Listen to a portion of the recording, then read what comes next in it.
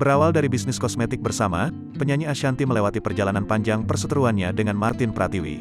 Sempat saling lapor, kini Ashanty mengatakan bahwa Martin Pratiwi telah ditetapkan sebagai tersangka kasus pencemaran nama baik terhadapnya. Diberitakan pada 2019 lalu, Martin Pratiwi yang biasa dipanggil Tiwi adalah warga Purwokerto. Tiwi mengaku telah lama menggeluti bisnis kosmetik khususnya skincare bahkan sebelum menjalin kerjasama dengan Ashanty. Ia lantas berkenalan Ashanty tahun 2015. Mereka lalu menjalin kerjasama membuat produk dengan brand Ashanty Beauty Cream. Produk Ashanty Beauty siap dipasarkan sejak April tahun 2019 dengan menandatangani perjanjian selama 1 tahun. Banyak hal yang menurut kami dilanggar.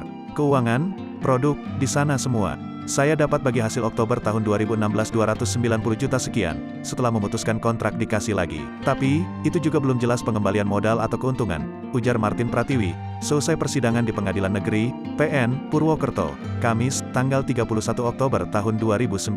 Tiwi mengaku selama menjalin kerjasama dengan Ashanty, ia baru menerima total uang sekitar 1,1 miliar. Padahal, omset bisnis tersebut mencapai 18 miliar.